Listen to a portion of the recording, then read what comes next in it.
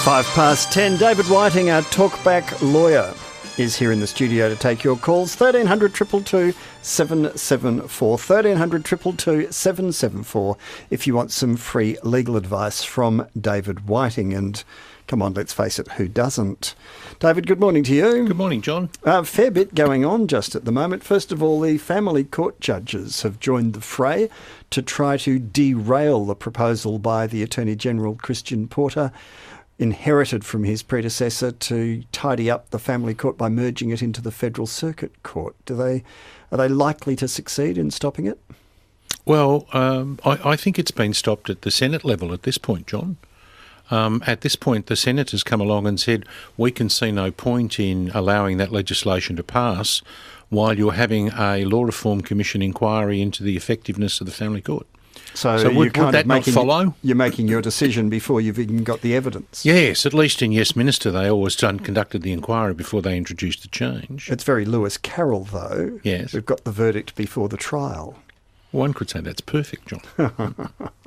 Look, it short-circuits the process.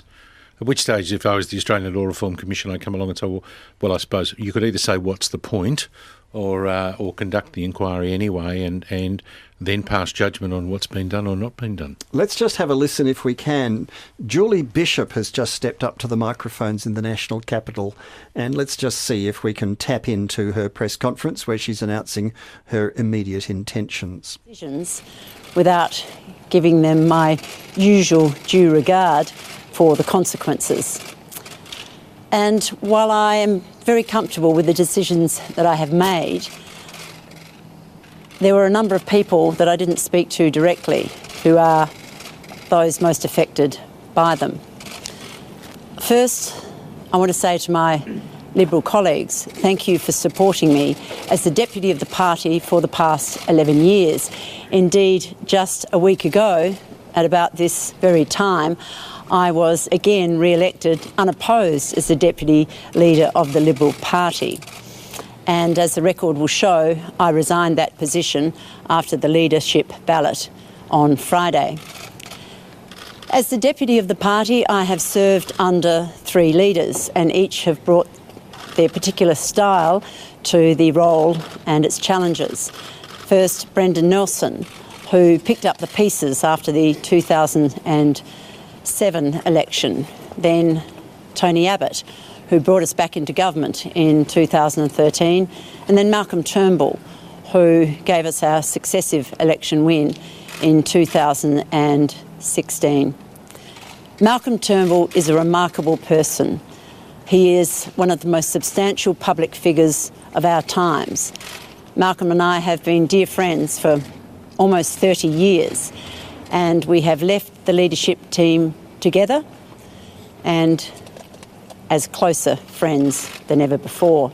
And I wish Malcolm and Lucy and their family every happiness.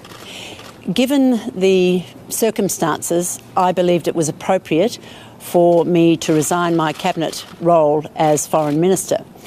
This is one of the most significant positions in the government. For our economic prosperity and our national security depends upon our international engagement, our relationships, our reputation, our standing in the eyes of the world. And Australia is highly regarded as a robust democracy, as an economic powerhouse, whatever the challenges, and as a trusted partner that can be relied upon to stand up for our values and our interests. In my 9 years in this field, 5 as the Foreign Minister and 4 as the Shadow Foreign Minister, I've developed a number of personal connections with leaders, with ministers, particularly foreign ministers. And I regard many of them as my friends. Those more informal connections have enabled me to more effectively engage on critical issues in Australia's interests. And I want to thank each one of them for their touching messages that I've received this past week. The Department of Foreign Affairs and Trade and our network of diplomats is amongst the finest in the world. And while much of their work goes on behind the scenes, I know that their dedicated service to our nation is of the highest order. I thank the two secretaries with whom I worked, Peter Varghese and Frances Adamson, and as Australia's first female Foreign Minister, I'm very proud of the fact that Frances Adamson is our first female Secretary of the Department of Foreign Affairs and Trade.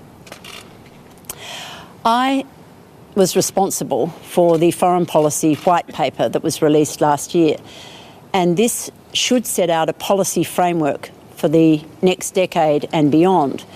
And in it, I set out the priorities that I believe we will face in that time. First, a strong, secure and prosperous Indo-Pacific.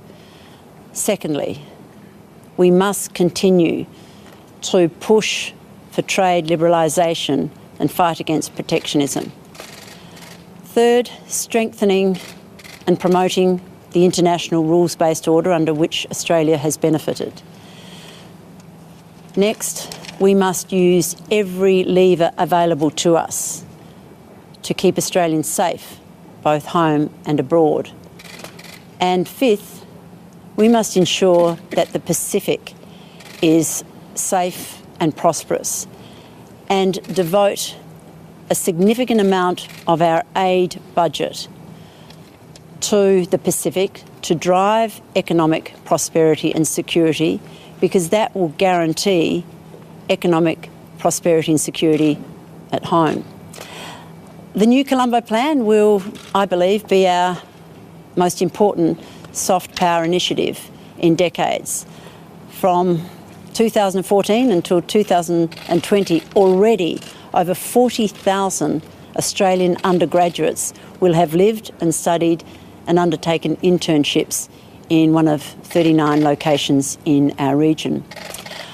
I wish my dear colleague Marise Payne every success in this role, and I know that she will continue to fight for justice for the families of those killed aboard MH17 as we enter shortly negotiations with Russia. I want to take the opportunity to thank so many people who have supported me in my roles as Deputy and Foreign Minister. I'll do them in groups. My ferociously loyal family, David and his family, my loving friends and my ministerial staff. They know I love them all dearly, but they won't mind that if I single out one, my Chief of Staff for the past 13 years, Murray Hanson, and his previous 5 years with the coalition before that. There is no more accomplished political advisor in this Parliament than Murray Hanson. Finally, I want to thank the Press Gallery for your fair reporting of my pontifications on global affairs, well, mostly fair reporting. I couldn't ask for any more of you. I wish ScoMo and Joshi and the Cabinet and the Ministry every success in providing good government for Australia, and by upholding the values of the Liberal Party to ensure that we continue to be the most successful political organisation in Australia's history. I will remain as the member for Curtin, as I have the overwhelming support of my constituents. I'm optimistic about my future, whatever it may hold. So thank you to everybody who has sent me good wishes over the last week. Now, if there are any questions... Ms Bishop. So Julie Bishop is staying on in the Parliament as a backbencher until the next federal election. She's not joining Malcolm Turnbull by forcing a by-election and triggering an electoral test over in Perth for Scott Morrison, the way Malcolm Turnbull is doing in suburban Sydney. So there she has had her chance to reflect on her career, which is a substantial career by any measure. Let's get back to Legal Talkback. David Whiting is here to take your calls, 1300 222 774. David, just before Julie Bishop stepped up to the microphone, we were having having a look at a number of things, including what's going on in the national capital. Let's move to other legal affairs, other than the family court issue. There was another important one to do with fire-prone cladding on buildings here. Well, yes, there's a building company was about to face a $13 million claim over the installation of cladding that turns out to be not fire retardant. And this week, only a couple of days before they were to go to VCAT to have the dispute, they've gone into voluntary administration, which affects something like 133 units in a development in Richmond. So how can you do that? How can you just decide to pull the pin? Don't you have to have significant liabilities? Well, no, you technically have to believe that you are or will become insolvent. Yeah. So they're saying if we are found liable for this claim, which even though we're contesting it, we're not in a position to meet it if and when it comes.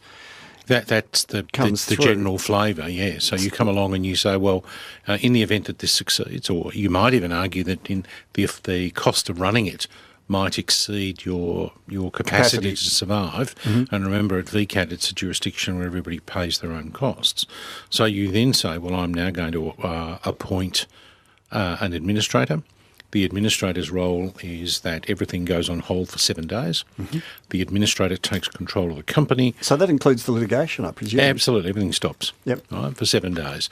You don't have to pay rent. It freezes the lot. Mm-hmm. And in that, so that the landlord can't give you a notice of default in that 7-day period. In that period, the administrator considers the pluses and the minuses, the assets, the liabilities. And he, at the end of that point, he either returns the company to the control of the directors. And says, yes, you can work your way through this? Yes, and sometimes that happens. There's a refinance, there's something like that. It's to give the company an opportunity, or then the recommendation would be that the company is placed into liquidation. In which case we're throwing in the towel and we'll see what can be salvaged from the wreckage. Yes, and it may be that the administrator is the liquidator, but sometimes it's not. And it may also then be that the liquidator will decide whether or not he'll admit the claim of the company with the builder for the development, and then as to how much. So the first question I'd want answered, if I was if I had some stranded claims against the company that's being put into voluntary administration, yep, I would want full details of their insurance policies. But you're not entitled, as a matter of logic, to insurance policies. No, but the administrator is. Well, the administrator is, absolutely, yes. And as a creditor, I guess I'd want to know, is the administrator confident that there may well be something to gather from making claims on the company's insurers? It might well be, yep. And that's, that's one of the things. If I was the administrator, that would be my first question, is do I have a right of indemnity from an insurance company that I think will satisfy? In order to try and find deeper pockets than those otherwise visible. Yep, and it's going to be an absolute, because everyone's you're going to blame the builder for putting it in. You're going to blame the person who did the specifications for saying that was to go in. Architects, quantity surveyors, engineers, everyone. Yes, absolutely. Fire inspections, service contractors, everybody. Yes, and the question that you would really need to ask is, it seems to me that it's everybody's problem. What's the every solution? Sure, so you find as many different participants with as many different hands in it as possible. You get them all around a table and say, who's prepared to contribute? If you all kick in 10%, we can fix this. Yes, that's what usually happens. Will it happen here? Who knows? 1300 222 774.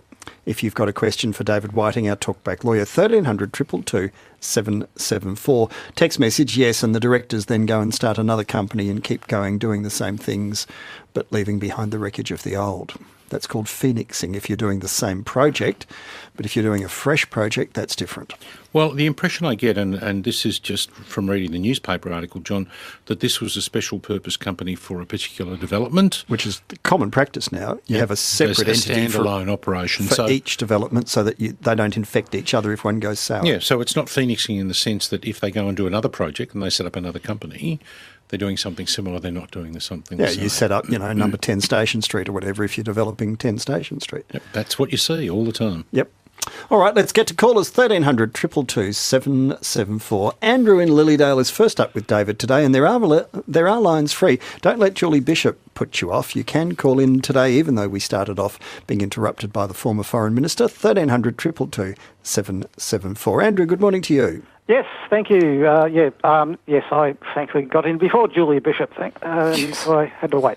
I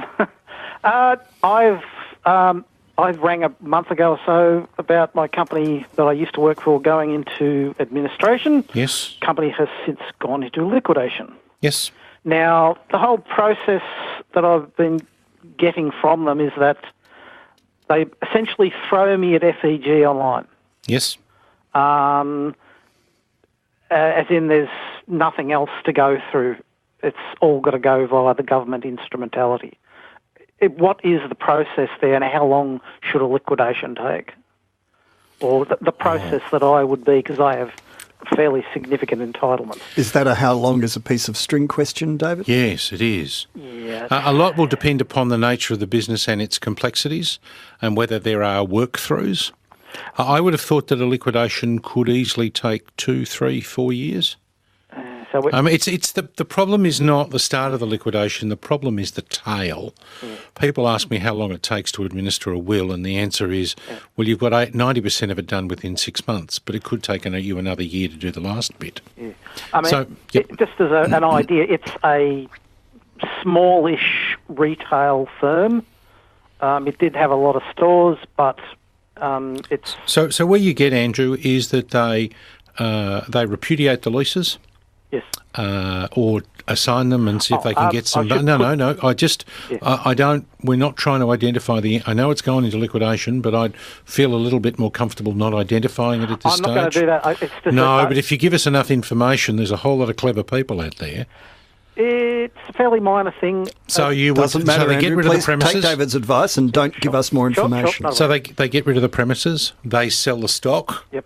And then what they do is they assess the claims of the creditors. Yep. It may be that there's a secured lender in there who comes in and takes all the stock. Yep. So there's probably bank finance or a finance company finance that covers the stock. Then you've got to unravel interrelated loans, and very often directors claim that they're owed enormous sums of money to dwarf or drown other people's claims. You've got to unravel those, don't you, David? You have to look at all of those, yes. See if they're legitimate or not. But you're going to have a million competing charges on the personal property securities register. Yep. So I'm an unpaid vendor.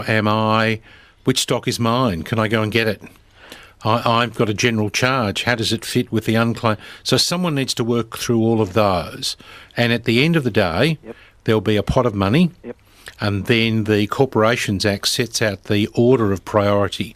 So it's the costs of liquidation, and then it is the secured creditors, and then it's the salaries of, then it's the employee claims. So you're in there, but it really depends on how deep the hole is as to whether you will ever get anything in the liquidation. All right, and good luck with that, Andrew, and if you need to at various points, feel free to call again. Nola in Ocean Grove, good morning, you're through to David. Oh, yes, hi, John and David. Just a quick question. I'm filling out a legal will kit from the post office. Yes. And after I've finished completing a document, how do I actually formalise that? What's the next step? Well, if you've completed it in accordance with the instructions, it's a formal will. Okay. It's signed by you in the sight and presence, signed or acknowledged by you in the sight and presence of two witnesses who sign in the sight and presence of each other. Yes, and if you do that, you meet the formal validity requirements. Okay. You can keep it wherever you like, but you've really got to tell your executor where it is. Yes, of course. Yes, so there's no reason why you couldn't keep it under the bed, in an envelope, in the filing cabinet, wherever you like. Somebody needs to know, firstly, where it is, and secondly, that the document you're talking about is an original. Yes, okay. There was a lot of blurb at the end of it about, lodging it with the state trustees and stuff. No, you don't have to do that. There is a process for lodging it at the probate office, if you want to, and there are a couple of organisations who run will registers, but it's entirely up to you. You could lodge it at the probate office. But there's a fee of about 15, but you're not required to. You're not required to at all. It doesn't affect its validity. A lot of people, there are agencies and state trustees makes money out of dealing with people's wills, Nola. You do not have to go through them unless you want to. Okay, good on you. Okay, look, that's fine. Thank you so much. Thank you, Nola. Thanks for your program. All righty, good on you. Jerry in the Docklands. Good morning to you, Jerry. Good morning, John and David. Far away, Jerry. I have an apartment in a multi-storey building in Docklands, and as part of that apartment there is parking in that building. Yes. And we actually own the parking space. Yes. So we've had problems with people coming in and parking in that space, so that we're forced to go and buy public parking spot. somewhere Yes. else. Yeah. And it's costing us significant dollars. Is there anything we can do about it? Yes, you can put a guard on your car park. What do you mean by a guard? You don't mean a person? A little triangle couple of pieces of steel that create a triangle that you have to lock and unlock every time you want to park your car, Jerry. There's a gadget you can buy, Jerry, which you drill holes in the concrete and bolt it down to the floor, and it pops up when you control it with a padlock. It pops up to protect your parking spot. No one else can use it, and only you can unlock it. Have you seen them around? I have. Is that the only way we can do it? We can't do anything legally to prevent them doing that? What do you mean, like go to court?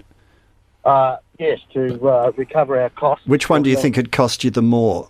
Well... So let's start, Jerry, here's the catch.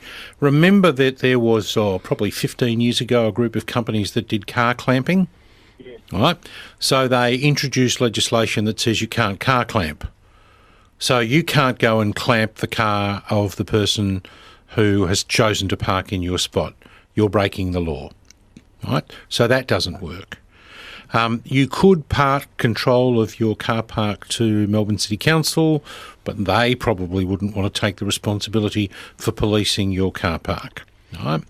So the next option is there's someone parked in your car park.